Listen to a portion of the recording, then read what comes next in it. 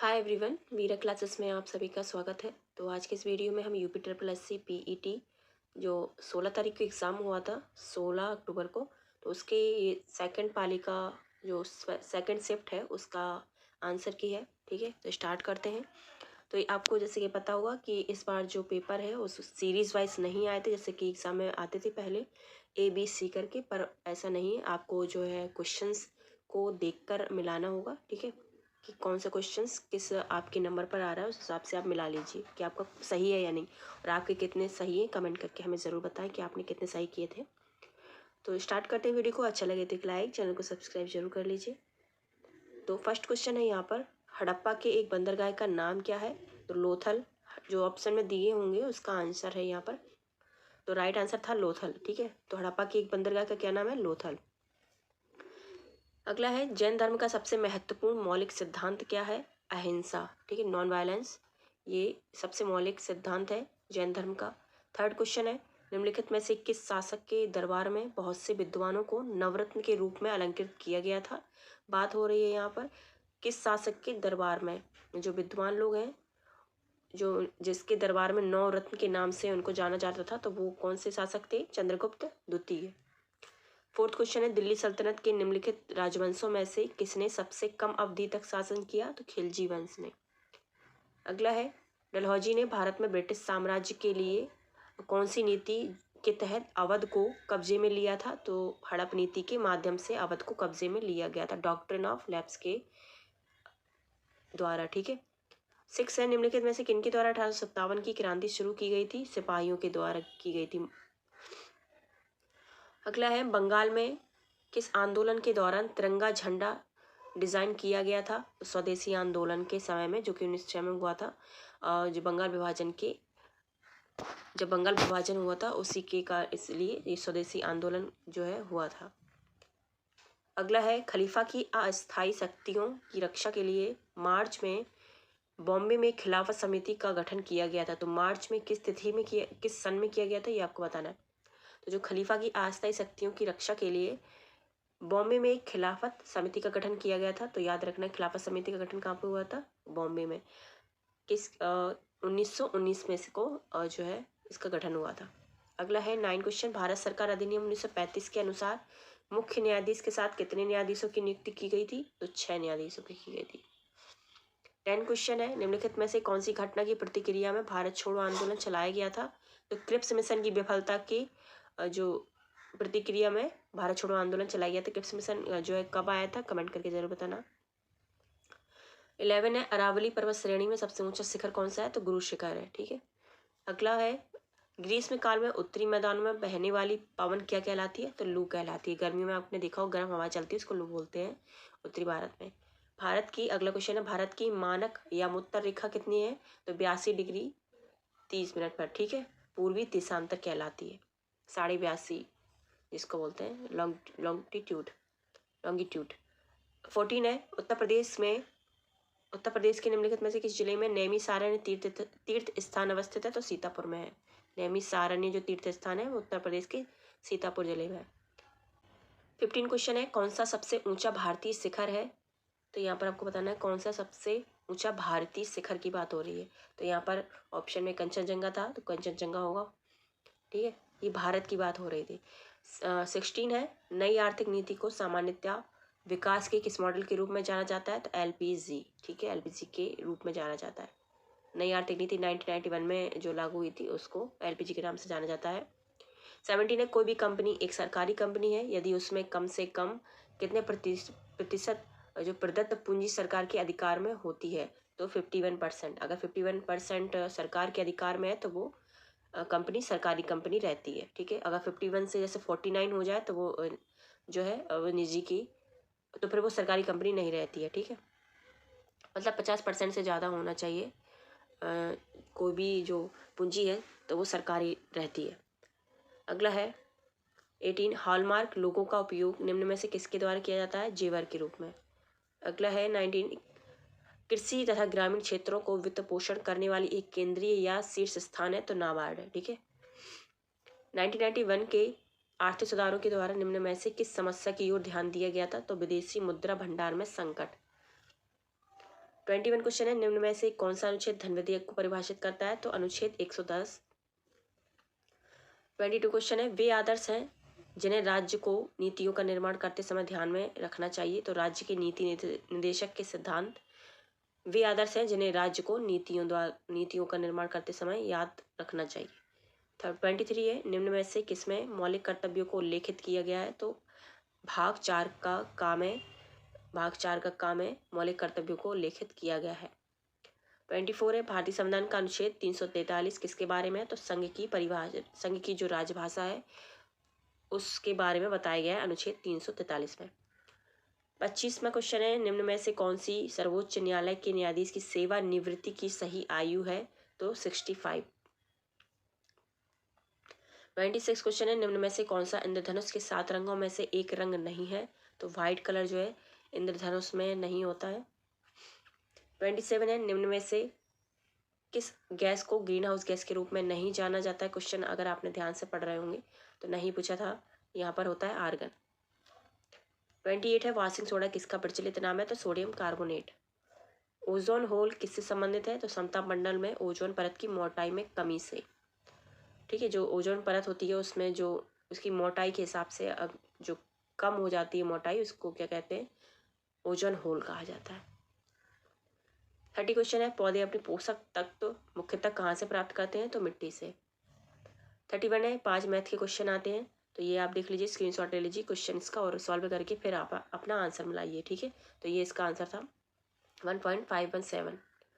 अगला 32 क्वेश्चन था कि किसान विकास पत्र में मनोज की बचत का 1/3 हिस्सा पब्लिक प्रोविडेंट फंड में उसकी बचत के आधे के बराबर है। यदि उसके पास कुल बचत के रूप में 1.5 लाख है तो उसने पब्लिक प्रोविडेंट फंड में कितने की बचत की? तो क्वेश्चन आप देख लीजिए। ठीक है, आंसर ये है इसका 60,000। 33 है, 7 क्रमिक संख्याओं का औसत 20 है। इन संख्याओं में से सबसे बड़ी संख्या आपको बतानी थी, तो 23 इसका राइट आंसर था। 34 था, ये भी क्वेश्चन है, स्क्रीनशॉट सबके ले लीजिए फिर अपना ठीक है आंसर करिएगा। तो इसका 4 आया था। 35 का रूट में था ये क्वेश्चन, तो इसका 2 + √5 इसका राइट आंसर था। अब हिंदी के क्वेश्चंस पे आ जाते हैं। तो धरिस का सही संधि विच्छेद क्या है? तो धरा + ईश। ठीक है, शमश्रुत शब्द अली और अली शब्द युग्म का सही अर्थ बताना था, तो अली का हो जाएगा भंवरा और जो दूसरा अली है उसका हो जाएगा सखी। 38 है, नागर का पर्यायवाची क्या है? चतुर। 39, सन्यासी का विलोम क्या होता है? गृहस्थ। ठीक है, जो सब कुछ छोड़ के चला जाता है तो सन्यासी कहा जाता है। अगला है 40, कोल्हू का बैल होना बुरी तरह काम में लगी रहना। ठीक है, ये पैसेज आता है इंग्लिश का, आप इसका भी स्क्रीनशॉट ले लीजिए और पढ़िए फिर आंसर करिएगा। ठीक है, स्क्रीनशॉट ले लीजिए इसका, और ये भी है कुछ, ये पूरा पैसेज है। क्वेश्चंस को देखते हैं। 41 है, Joe mother did not want him to go to public school because Joe would get distracted by girl. ठीक है, 42 है, where did Joe meet Carmen? तो market. Choose the correct synonyms. Random का क्या होगा? एक्सीडेंटल। एंटोनिम्स है, beautiful का हो जाएगा अगली।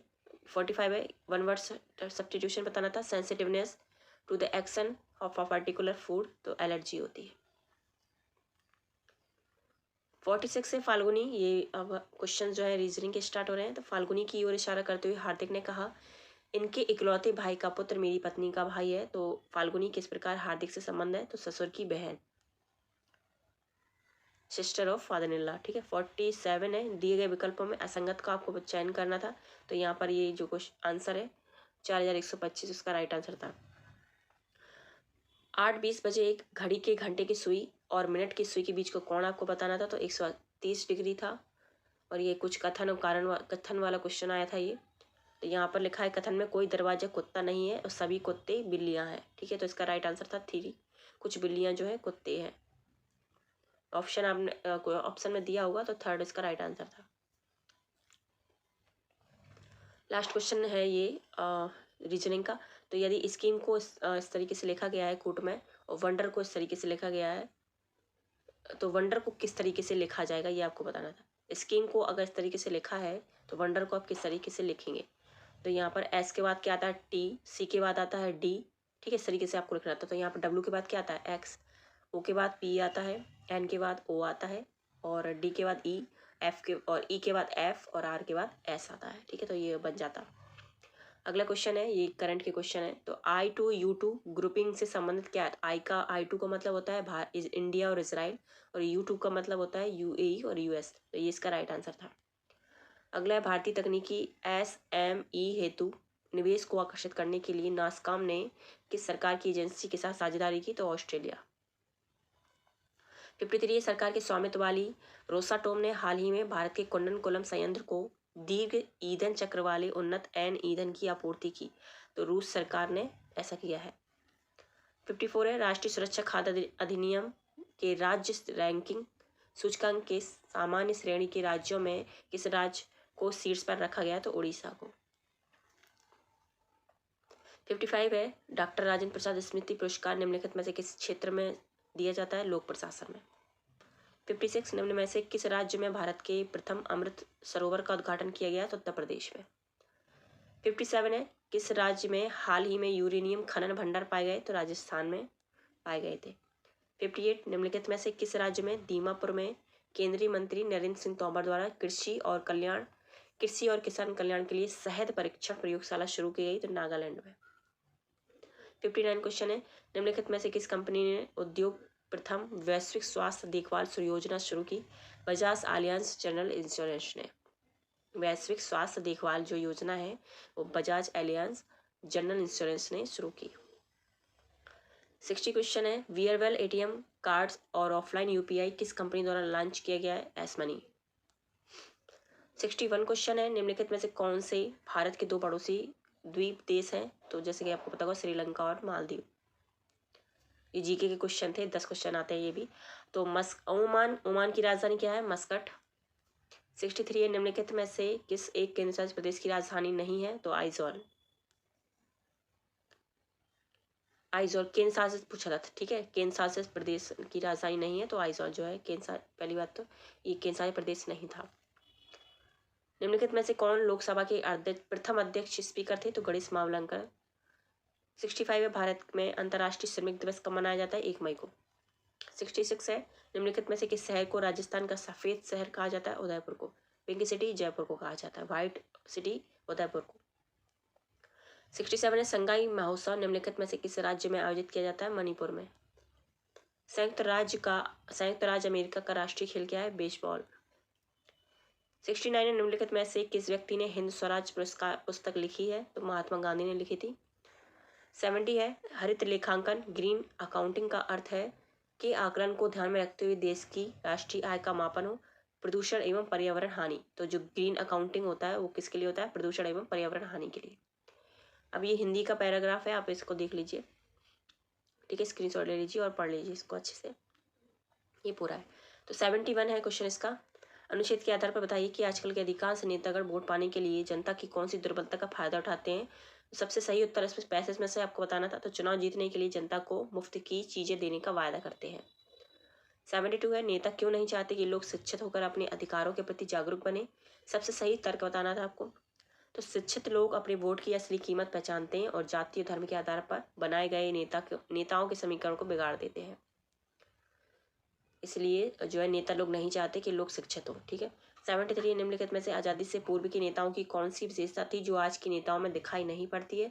सबसे सही उत्तर बताना था। तो आज़ादी से पूर्व के नेता देश की सेवा करने के लिए राजनीति में आते थे।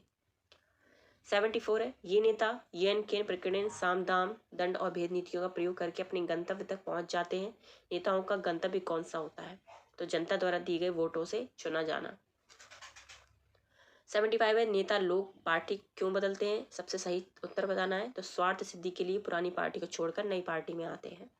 ये दूसरा पैराग्राफ है, इसके भी स्क्रीनशॉट ले लीजिए, ठीक है। तो 10 क्वेश्चन आते हैं इसके, 5 पहले पैराग्राफ में थे और 5 इसमें होंगे। तो ये है इसका स्क्रीनशॉट लीजिए। तो 76 क्वेश्चन था, निम्नलिखित में से किस वर्ग के सभी भाव रचनात्मक हैं? तो आशा, उत्फुल्लता, प्रसन्नता, मुस्कान, निश्चिंतता, संतुष्टि और आत्मविश्वास। जब भी आप पैराग्राफ करें तो याद रखिए कि वही आंसर दीजिए जो पैराग्राफ में दिया गया है, ठीक है। पैराग्राफ से बाहर जाकर आप आंसर नहीं करिएगा। 77 है, हमारा जीवन कब निराशा के अंधकार से भर जाता है? जब क्रोध, शोक, ईर्ष्या, चिंता, भय आदि घातक मनोभाव लंबे समय तक अपनी तीव्रता से हमें प्रभावित करते हैं। 78 है, प्रिय घटनाओं को अपने जीवन में आकर्षित करने के लिए हमें क्या करना चाहिए? तो हमें हमारा मनोमस्तिष्क प्रिय विचारों से ज़्यादा परिपूरित रहना चाहिए।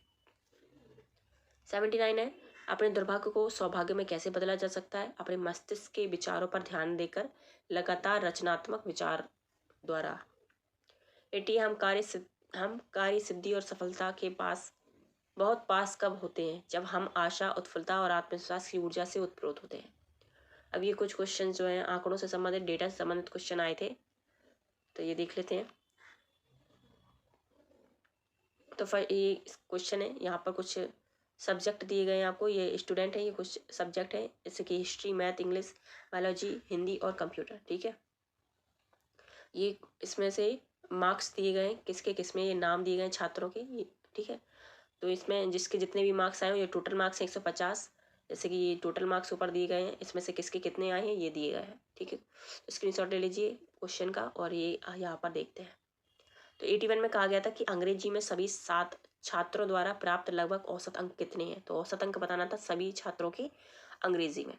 तो अंग्रेजी में ये है अंग्रेजी।